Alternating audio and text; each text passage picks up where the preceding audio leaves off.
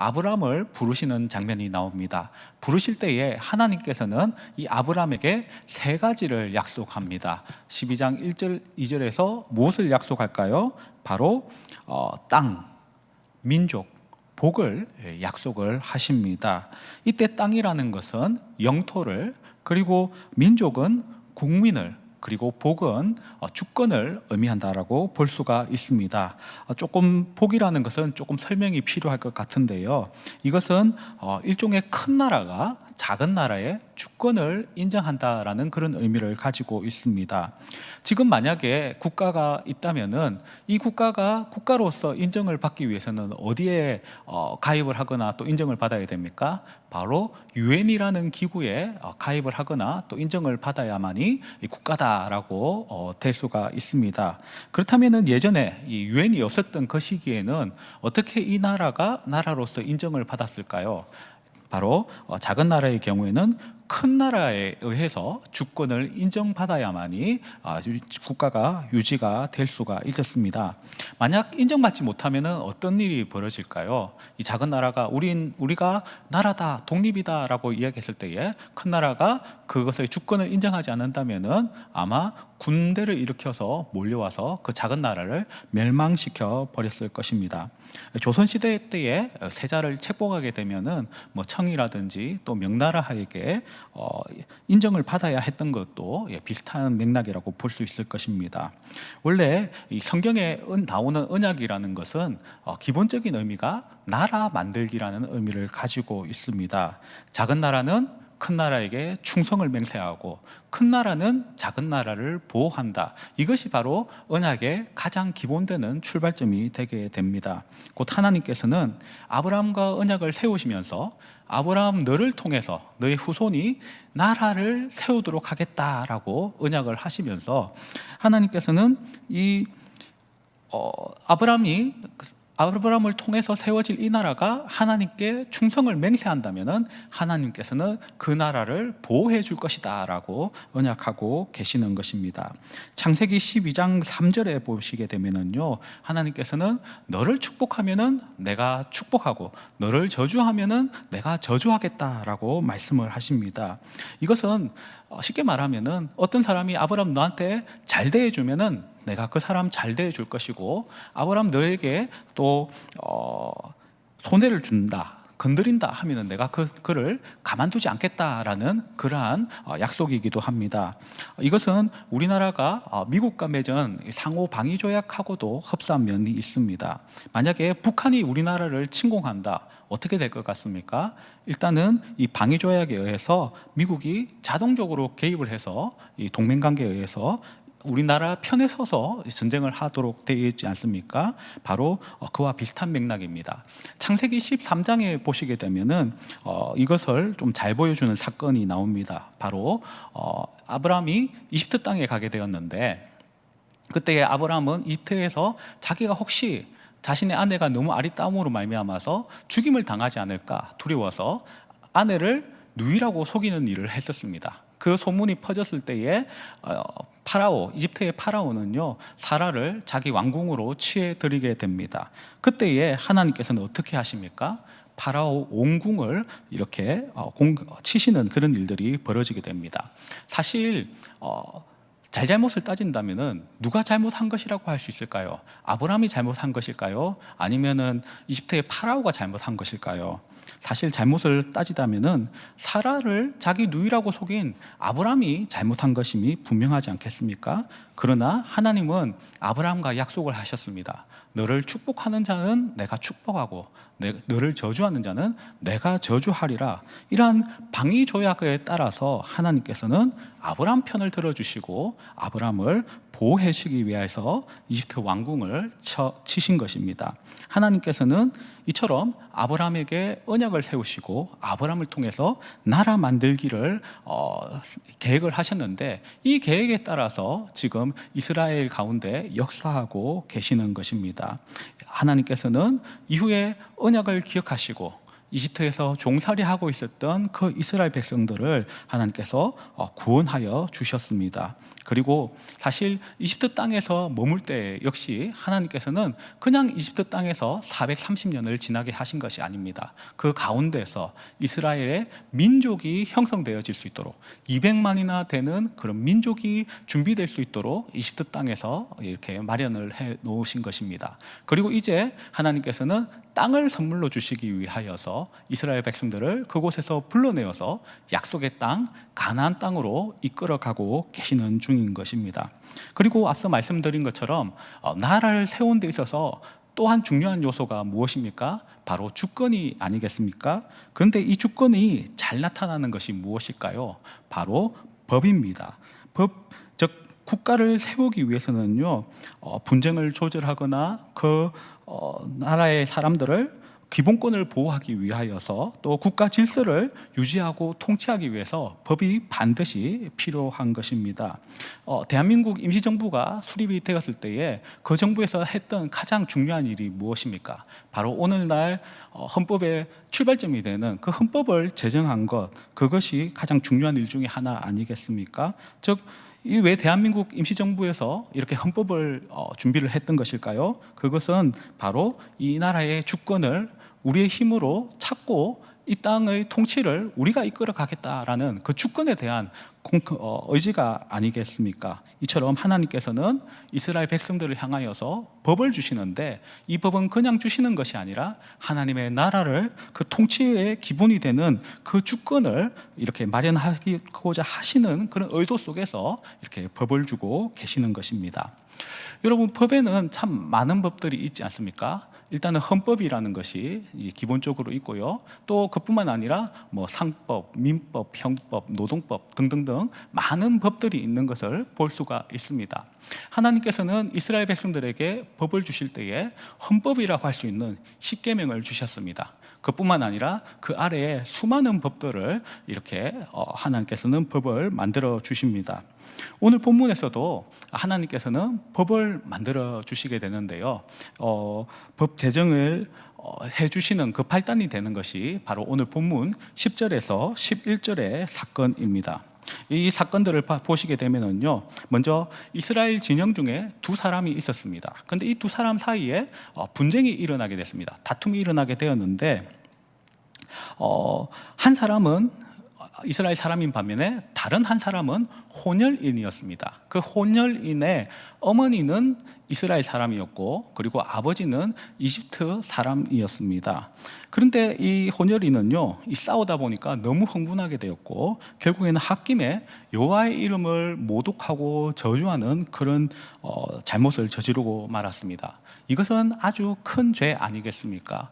왜 문제가 되는 죄입니까? 바로 이렇게 여호와의 이름을 모독하고 저주하는 것은 십계명 제3계명 여호와의 이름을 망령되이 일컬지 말라, 그 이름을 망령되이 일컫는 자를 내가 죄 없다 하지 아니하리라는 그 십계명 3계명을 위반하는 죄이기 때문에 아주 중대한 그러한 죄라고 할 수가 있습니다. 이 소리를 무리들이 들었습니다. 들었을 때 어떻게 합니까? 바로 그 혼혈인을 잡아서 모세에게로 끌고 갑니다. 왜 끌고 갔을까요? 바로 모세의 판결, 즉 재판을 받기 위하여서 그 사람을 끌고 갔습니다.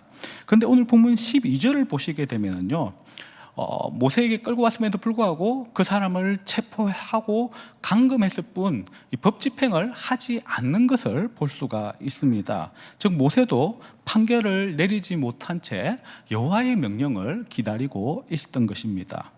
왜 모세도 또 다른 사람들도 그 혼혈 사람을 바로 판결하지 못하고 하나님을 기다리고 있는 이유는 무엇 때문일까요? 그 이유는 바로 혼혈인이다라는 것 자체에 있다라고 볼 수가 있습니다. 그의 어머니는 앞서 말씀드린 것처럼 이스라엘 사람입니다마는 그의 아버지는 이집트 사람이었습니다. 이 오늘 본문의 중요한 논점은 바로 이 혼혈의 경우 외국인으로 취급할 것인지 아니면은 말 것인지, 또 그 사람을 이스라엘 사람들과 동일하게 처벌할 것인지 말 것인지에 대해서 지금 논하고 있는 것입니다. 여러분, 율법은 누구를 위해서 주어졌을까요? 하나님께서 모세를 통해서 율법을 백성들에게 주셨는데 누구를 위해서 주신 것입니까? 이스라엘 사람들을 위해서 주신 것 아니겠습니까? 이스라엘 사람들이 하나님의 그 법을 따르라고 주신 것이지 이방인들이 그 법을 따르라고 주신 것이 아닌 것입니다. 그래서 이 율법을 그 혼혈인에게 적용하는 것이 참 애매하게 되었기 때문에 바로 이 법 적용을 하지 못하였던 것입니다. 이 애매한 기준에 대해서 오늘 본문에서 하나님께서는 바로 명확한 기준을 주시게 되는데 그것이 바로 16절 말씀입니다. 16절 말씀을 우리 다 같이 한번 읽어볼까요? 시작. 여호와의 이름을 모독하면 그를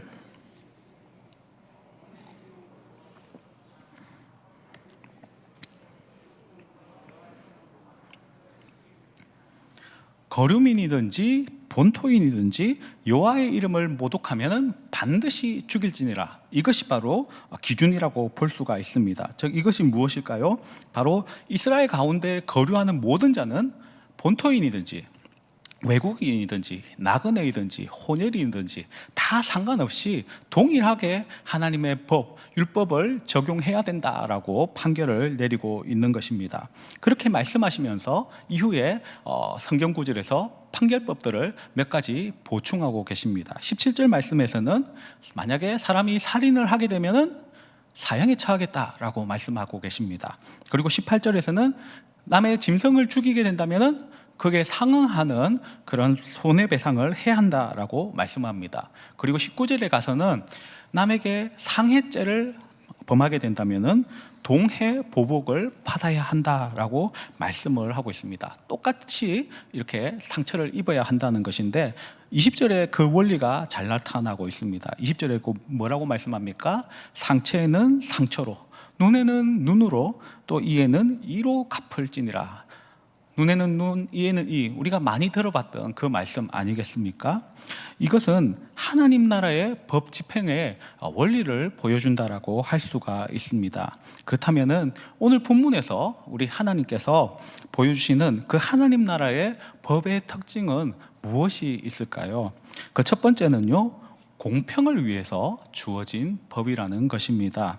앞서 16절 말씀에서 뭐라고 나와 있었습니까? 하나님께서는 본토인, 거류민 구분하지 않겠다, 똑같이 공평하게 법을 적용해라 라고 명령을 하고 있습니다. 뿐만 아니라 이 법들은요, 모든 신분에게 동일하게, 누군지 상관없이 동일하게 어떤 신분에 있던 사람이든지 간에 동일하게 적용을 하는 그런 법이었습니다. 당시 고대 근동에서도 법은 많이 있었고요, 눈에는 눈, 이에는 이라는 이 원리들을 많이 다른 고대 근동 국가들이 취하고 있는 그런 입장이었습니다. 그러나 그 법들은요, 신분에 따라서 차등화되어 있었던 그런 법이었습니다. 여러분들도 들어봤을 함무라비 법전을 보게 되면요, 209조 214항에 이렇게 나옵니다. 자유민이 다른 자유민의 딸을 때려 죽일 경우, 자유민이 다른 자유민의 딸을 죽이면은 솔직히 죽인 사람이 문제인데, 그죠? 문제가 아니겠습니까? 그런데 거기서는 뭐라고 판결을 하냐면은 그 살인자의 딸을 죽일지니라 라고 나옵니다. 좀 끔찍하지 않습니까? 그런데 반면에 자유민이 평민의 딸을 죽이게 된다면은 그는 은 2분의 1 문화를 배상하도록 하고 있습니다. 또 자유민이 다른 자유민의 여종을 죽게 했다면은 은 3분의 1 문화를 지불하도록 합니다. 즉 쉽게 말해서 누군가 살인을 했는데 그 살인을 당한 사람의 신분에 따라서 법 적용이 차별화되는 것을 볼 수가 있습니다. 비슷한 예로 히타이트 법전 191, 193, 200항을 보게 되면은요, 자유민이 자유인 여인과 그의 자매들, 그들의 어머니와 동침하면 사형을 시킵니다. 이 문란한 죄에 대해서 사형을 시킵니다. 그런데 반면에 여종의 가족에게나 또는 외국인의 가족을 대상으로 똑같은 죄를 짓게 된다면 처벌을 하지 않았습니다. 이처럼 고대의 법들은 신분에 따라서 그에 따라서 차별적으로 적용되는 법인 것을 볼 수가 있습니다. 반면에 오늘 말씀하는 이 법들은요, 좀 차이가 있습니다. 하나님께서는 신분, 고하를 막론하지 아니하고 동일하게 법을 적용하라라고 말씀을 하고 있습니다. 사실 누군가 죄를 지었을 때에 높은 사람이라고 봐주고 낮은 신분의 사람이라고 그 처벌을 가혹하게 한다면은 그것이 제대로 된 법이라고 할 수 있겠습니까? 또 내 편이라고 봐주고 남의 편이 또 잘못하면은 엄격하게 적용한다면은 그것이 제대로 된 법 적용이라고 할 수가 있겠습니까?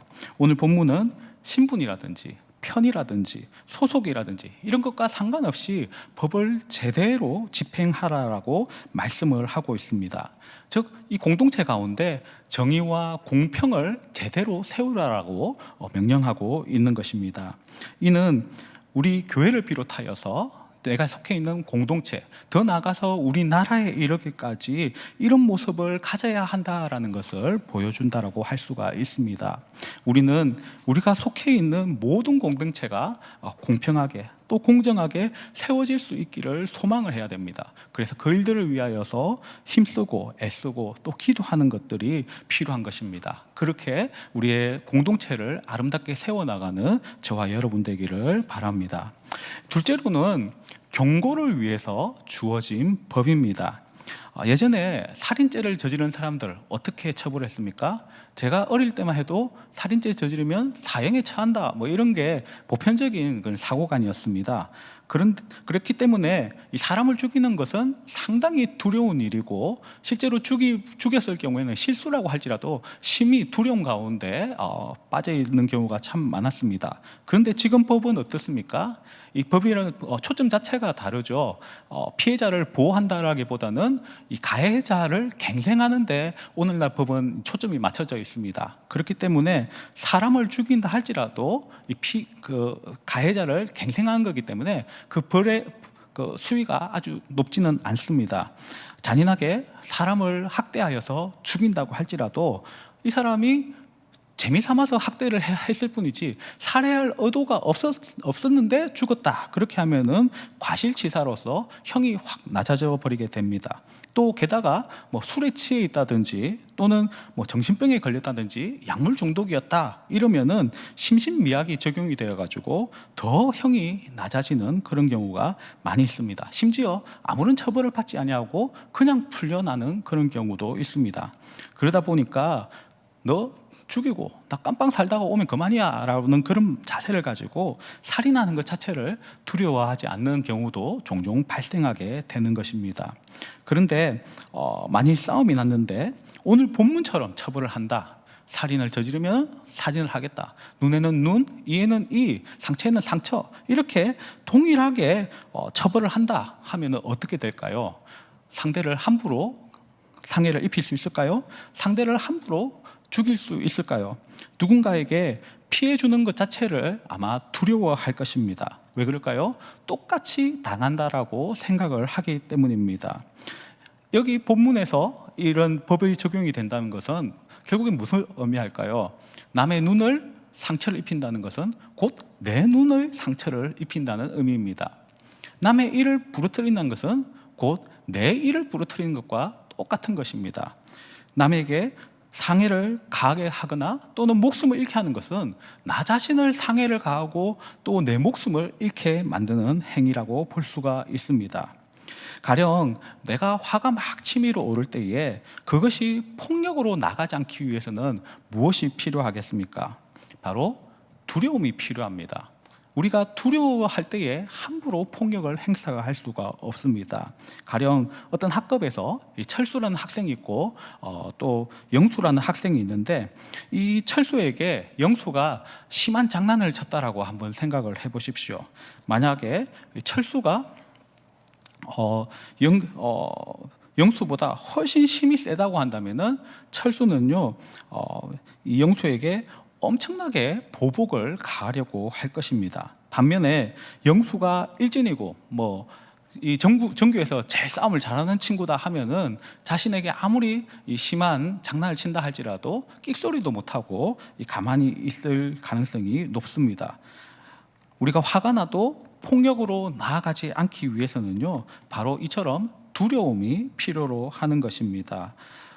내가 행한 대로 나에게 돌아오구나 하는 것을 우리가 안다면은 함부로 이렇게 폭력이라든지 이웃에게 피해를 끼치는 그런 일들을 하지 않을 것입니다. 즉 나의 힘보다 더 큰 그런 힘, 즉 법이 그 폭력을 막아주는 역할을 하는 것이죠. 그렇기 때문에 우리는 주님의 법, 이 어떻게 보면은 이 동해 보복이라고 할 수 있는데, 이 보복을 친히 이행하시는 하나님이 나를 지켜보고 있구나 하는 그런 마음을 언제나 가질 수 있어야 하는 것입니다.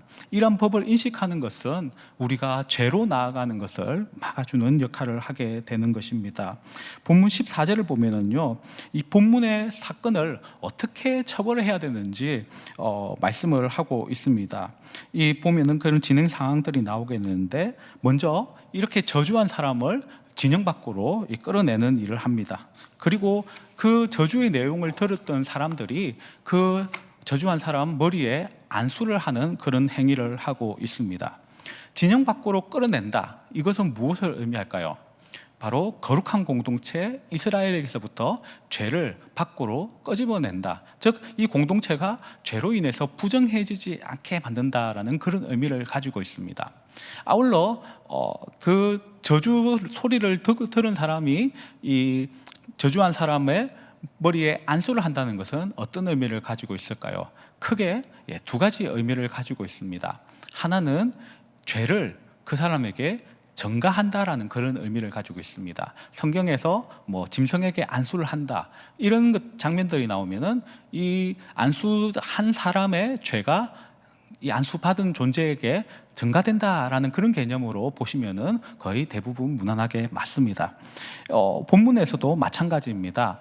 즉 안수를 하는 그 사람들은요, 저주의 말을 들음으로 말미암아서 일종의 오염된 자들이라고 할 수가 있습니다. 그런데 그 사람들이, 이 오염된 그 당사자들이 그 죄인에게 다시 안수함으로 말미암아서 그 죄를 되돌려준다라는 그런 의미가 있는 것입니다.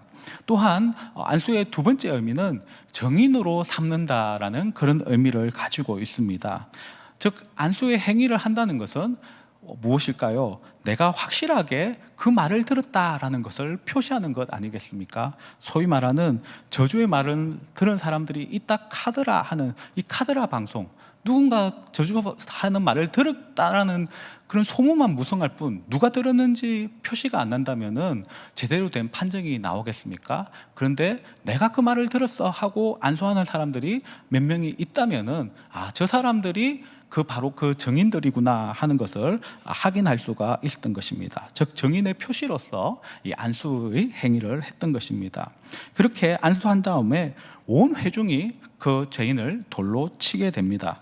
회중이 그를 돌로 칠 때에 어떤 마음이 들게 되었을까요?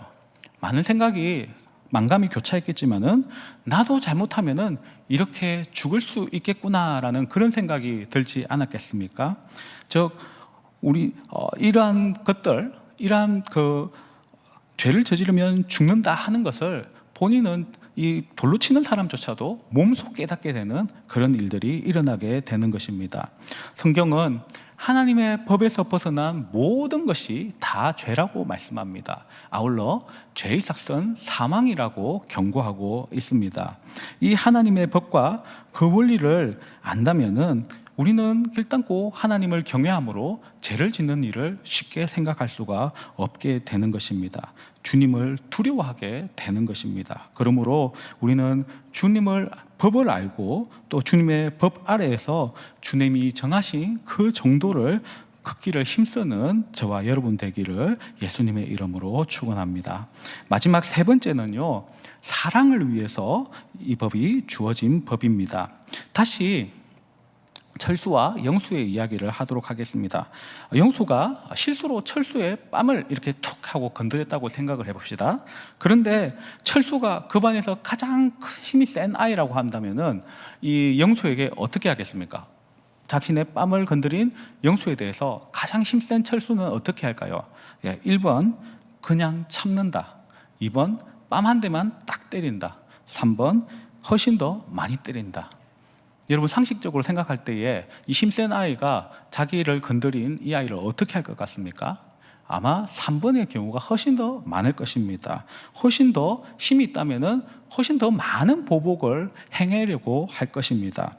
과거의 역사에도 마찬가지 아니겠습니까? 만약 힘 없는 사람이 힘 있는 사람의 손가락을 다치게 한다. 어떤 일이 벌어질 것 같습니까? 감히 내 손가락을 건드려 내 손가락에 상처를 입혀 하면서 마구잡이로 구타를 하거나 아니면 아예 그 사람 손가락이 아니라 팔을 부러뜨리려고 하는 그런 일들이 벌어지지 않겠습니까?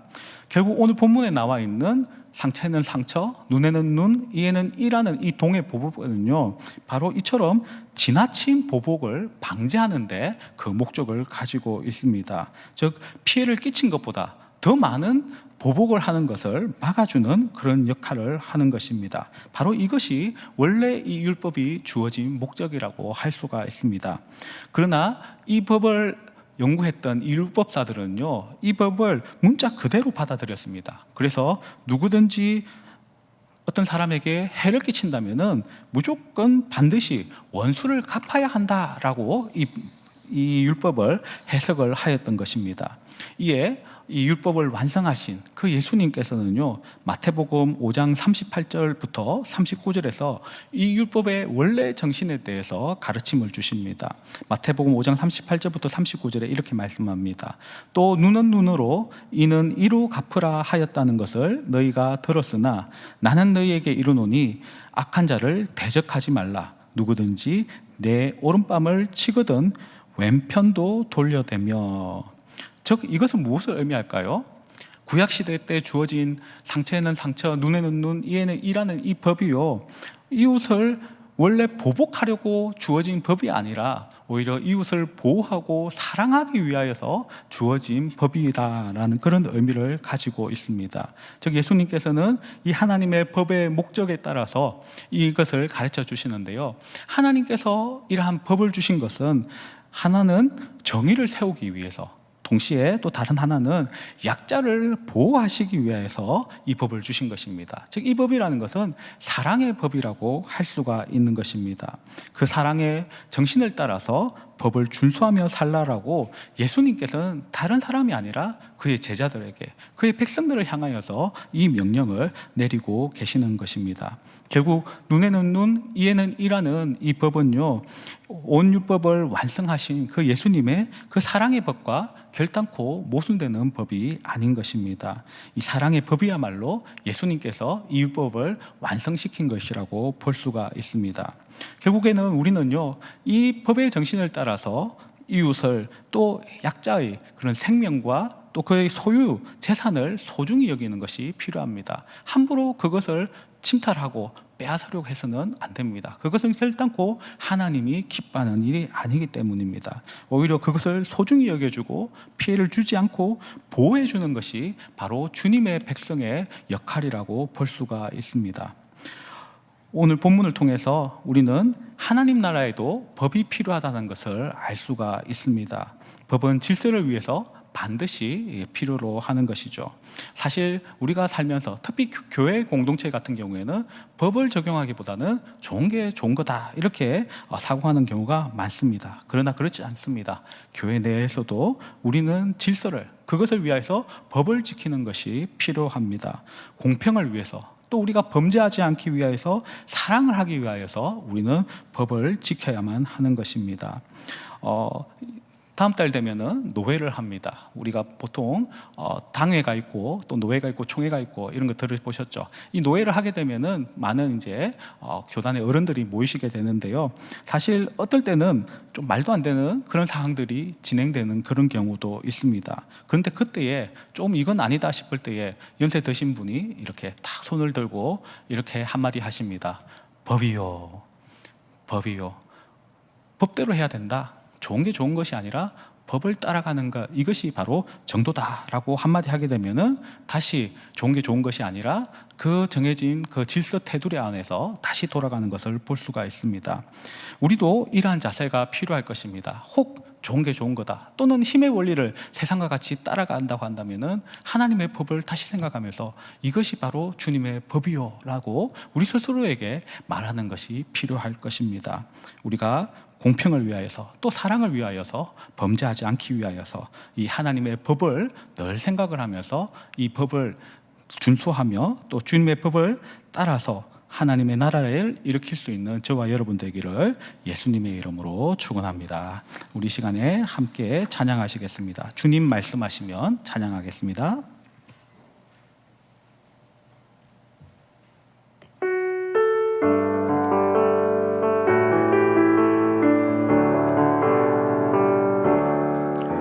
주님 말씀하시면 내가 나가리다. 주님 뜻이 아니면 내가 멈춰서리다. 나의 가고 서는 것 주님 뜻에 있으니 오 주님 나를 이끄소서. 주님 말씀하시면 주님 말씀하시면 내가 나가리다. 주님 뜻이 아니면 내가 멈춰서리다. 나의 가고 서는 것 주님 뜻에 있으니 오 주님 나를 이끄소서.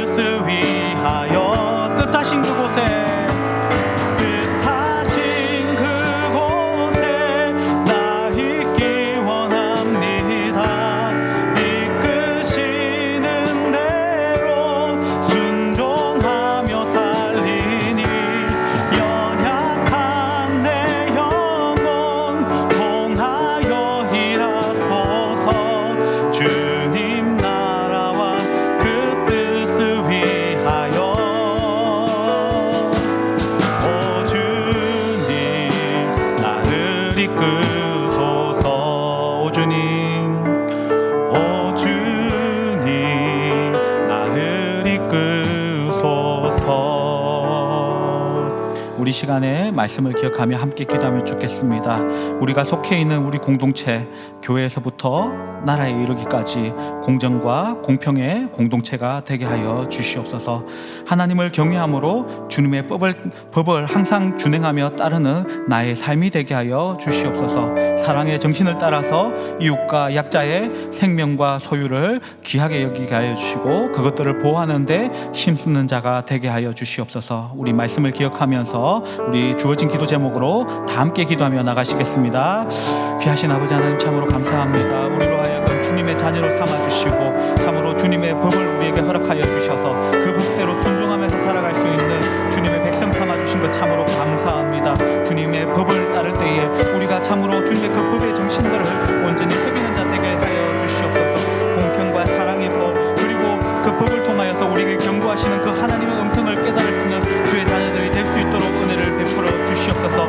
주님 우리가 속해 있는 이 공동체가 주님의 그러한 아름다운 공동체가 될 수 있기를 간절히 소원합니다. 우리의 교회가 참으로 공정과 공평의 공동체가 되게 하여 주시옵소서. 내가 속해 있는 우리의 가정이, 내가 속해 있는 우리의 회사가, 내가 속해 있는 모든 공동체가 이러한 공정과 공평의 공동체가 될 수 있도록 도와주시옵소서. 주님 이 나라 이 백성을 주님께서 불쌍히 여기주셔서 이 땅 이 나라가 공정과 공평의 공동체가 될 수 있는 귀한 은혜를 허락하여 주시옵소서. 주님 우리가 하나님을 경외하면서 서기를 간절히 소원합니다. 주님을 두려워하는 그런 마음들을 허락하여 주시옵시고 주님 이 모든 것들을 지켜보시며 내가 행한 대로 갚으시는 그런 하나님이심을 알고 내가 두려워함으로써 아버지 하나님 주님의 법을 어기는 그 일들을 두려워하게 하여 주시옵시고 오직 주의 말씀을 주의 법을 준행하는 데 힘쓰는 주의 잔들이 될 수 있도록 은혜를 베풀어 주시옵소서. 주여 주님께서 우리를 사랑하라고 이 명령을 주셨는데 우리가 이웃을 약자들을 귀하게 여기게 하여 주시고 그들의 생명과 소유를 귀하게 여기게 하여 주시옵시고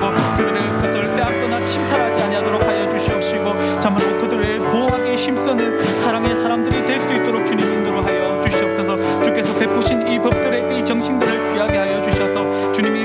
하나님 나에게 허락하신 이 모든 공동체를 이런 법들로 아름답게 세워나갈 수 있는 주의 자녀들이 될 수 있도록 하나님 함께하여 주셔서 주님, 내가 속해 있는 이 공동체들이 하나님의 거룩한 공동체가 될 수 있는 귀한 은혜를 허락하여 주시옵소서. 주님 말씀드립니다. 우리 이어서 기도하실 때에 교회와 또 나라와 세계를 위하여 기도하면 좋겠습니다. 대통령이 새롭게 선출되었습니다. 우리 대통령 당선자를 비롯하여서 모든 위지정자들이 하나님 마음에 합한 그러한 정책들을 펼쳐가게 하시고 하나님을 대적하는 그런 법들을 제정하거나 또 그러한 법들을 이행하지 아니하도록 우리 위정자들을 위하여서 기도해 주시면 좋겠습니다. 우크라이나 땅 가운데 있는 이 전쟁들이 속히 중단되게 하여 주시고 평화가 그 땅 가운데 임할 수 있게 해달라고 위해서 기도해 주시면 좋겠습니다. 이 코로나가 계속 기승을 부리고 있는데 하나님께서 우리의 가정을, 또 우리 가족뿐만 아니라 또 주님의 몸된 교회와 우리 공동체들을 하나님께서 이 질병에서부터 지키시고 보호하시고, 또 우리 성도들이 혹시 이런 질병이 있다면은 또 건강하게 잘 이 질병들을 이기고 넘길 수 있게 해달라고 위해서 기도해 주시면 좋겠습니다. 우리 교회 학교를 위하여 기도하면 좋겠습니다. 우리의 다음 세대들 주께서 긍휼히 여겨주시고, 참 양육이 힘든 이러한 시기지만은 주께서 이들 가운데 말씀하여 주시고, 또 우리가 이들을 위하여 기도함으로 말미암아서 이들이 믿음의 세대가 되게 하시고 우리보다 더 큰 일들을 행할 수 있는 그런 부흥의 세대가 되게 해달라고 우리 주어진 기도 제목을 가지고 다 함께 기도하며 나가시겠습니다. 귀하신 아버지 하나님, 참으로 감사합니다. 우리를 너무나 사랑하여 주시고 이처럼 기도할 수 있는 특권을 허락하여 주신 것 참으로 감사합니다. 특별히 이 시간에 우리나라를 위하여 기도합니다. 주님, 우리 땅을 주님께서 긍휼히 여겨 주시기를 간절히 소망합니다. 아버지, 이 땅, 이 나라가 주의 소유삼 되게 하여 주시옵시고, 이 나라가 참으로 하나님을 대적하는 그런 교만한 나라가 되지 아니하도록 우리 하나님께서 은혜를 베풀어 주시옵소서. 아버지 하나님, 새로운 대통령 정말로 당선자를 허락하여 주신 것 감사한데, 아버지 참으로 이 대통령 당선자가 하나님을 경외함으로 설 수 있도록 주께서 도와주시옵소서. 아버지 하나님을 대적하는 그런 법들을 이행하거나 세워나가지 않도록 아버지 하나님께서 그에게 지혜를 주시옵시고, 참으로 좋은 참모진들을 허락하여서 이 나라를 참으로 하나님이 기뻐하시는 나라로 세워나갈 수 있도록 하여주시고, 공평과 공정의 사회로 온전히 세워나갈 수 있는 그런 지도자들이 될 수 있도록 우리 하나님께서 은혜를 베풀어 주셔서 이 나라가 거룩한 땅 되게 하시고 하나님의 그런 선교의 나라가 될 수 있는 귀한 은혜를 허락하여 주시옵소서. 우크라이나 이 땅을 위하여 기도합니다. 그 땅 가운데 하나님 전쟁이 그치게 하여 주시옵시고 그 땅에 평화가 임하기를 원합니다. 죽어가는 영혼들 아버지 하나님 불쌍히 여겨 주시옵시고, 아버지 하나님 이 전쟁이 그침으로 말미암아서 이 참으로 평화가 찾아오게 하여 주시고, 그들이 참으로 이 모든 것들이 참으로 주님께서 주시는 그러한 평화임을 알고 이들이 위로받게 하여 주시고 회복이 되는 놀라운 은혜를 주님께서 허락하여 주시옵소서. 아버지, 코로나가 기승을 부리고 있는데 아버지 이 전염병에서부터 우리의 가정을 주님께서 지켜주시고 우리의 이웃들을 지켜주시고 우리 형제자매들을 지켜주시고 우리 교회를 주님께서 지켜주시기를 간절히 소망합니다. 아버지 하나님, 혹시 이 코로나 질병 가운데 있는 우리 지체들이 있습니까? 아버지, 이 질병으로 말미암아서 휴정이 남거나 또 큰 아주 고난을 당하는 그런 일들이 없도록 하나님께서 이 모든 고비를 잘 지나고 이겨낼 수 있도록 힘을 더하여 주시고 건강을 지켜주시기를 간절히 소망하오니 주여 함께하여 주시옵시고, 또 우리 교회 학교를 위하여 기도합니다. 하나님이여, 참으로 이 교회 학교 가운데 하나님께서 부흥의 은혜를 허락하여 주시옵소서. 소망이 없는 이 땅 가운데 참으로 이들이 참으로 믿음의 인재들이 될 수 있는 귀한 은혜를 허락하여 주시옵시고, 하나님께서 정말 이들에게 말씀하여 주시옵시고 정말 우리 통하여서 이들 가운데 역사하여 주셔서 이들이 참으로 우리의 다음을 더욱더 큰 위대한 부흥의 나라로 이끌어 나갈 수 있는 그런 세대가 되어질 수 있도록 주께서 역사하여 주시옵시고, 아버지 일들을 위하여 우리가 더욱더 깨어서 기도하게 하시고 더욱더 준비할 수 있는 귀한 은혜를 주님께서 허락하여 주시옵소서. 우리 이 시간 마지막으로 기도하실 때에 우리 선교를 위하여서 기도하면 좋겠습니다. 특별히 이 시간에는 우리 윤상혁 김나래 선교사님을 위하여 기도하면 좋겠습니다. 윤상혁 김나래 선교사님은 인도네시아에서 사역을 하고 계시고요. 특별히 인도네시아에 있는 메단 땅에서 사역을 하시면서 인니 장로교회 지원 사역을 주로 하고 계십니다. 또 인니 장로교회에서는 브니엘 신학 기독학교라고 다음 세대를 준비하는 그런 학교로 기독학교를 운영하고 있고, 메단 장로신학교라는 복음 사역자 양성을 위한 신학교를 작년에 설립하여서 운영하고 있습니다. 우리 위해서 기도하실 때에 브니엘 기독학교와 또 메단 장로신학교에 이 정원이 채워질 수 있도록 위해서 기도해 주시면 좋겠습니다.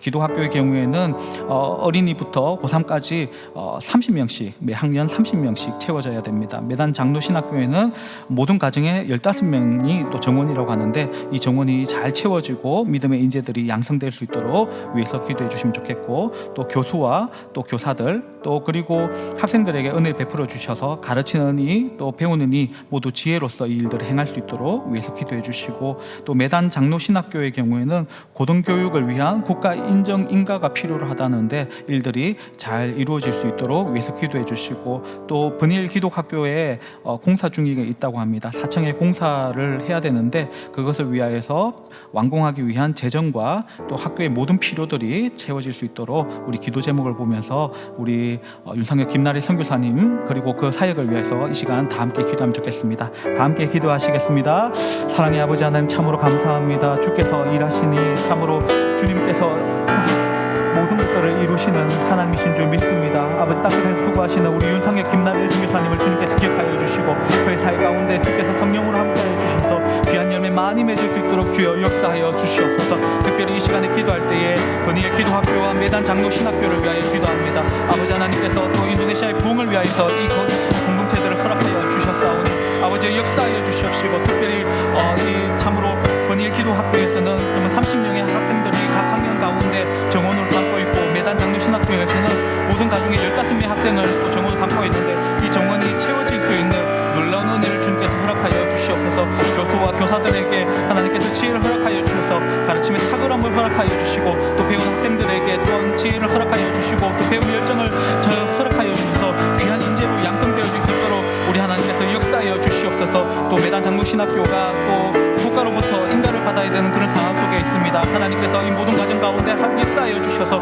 고등교육을 위한 이 모든 인정들이 잘 이루어질 수 있도록 주여 함께하여 주시고, 또 베니엘 기도학교의 그 다층 공사 가운데 하나님께서 함께하여 주셔서 필요한 재정을 주님께서 공급하여 주시고, 필요한 물건들, 빔 프로젝트, 노트북, 실험 도구들, 책장, 이 모든 것들이 아버지 하나님 다 채워질 수 있는 역사를 허락하여 주시옵소서. 도움의 손길들 허락하여 주시고, 도울 자들을 하나님께서 붙여주셔서 이 모든 것들이 순탄하게 진행됨으로 말미암아서 참으로 인도네시아의 기독교인 참으로 인재들이 양성되어질 수 있는 놀라운 은혜를 허락하여 주시고, 그 땅 가운데 인도네시아 가운데 놀라운 부흥의 역사가 일어날 수 있도록 주님 역사하여 주시옵소서. 이들을 위하여 우리 선교사님과 또 이미 장로교회 모든 목사님들을 하나님께서 붙잡아 주시고, 이들이 이 모든 사역들을 믿음 가운데 잘 이행하며 잘 감당할 수 있도록 힘과 지혜와 성령으로 충만하는 그런 은혜를 더하여 주시옵소서.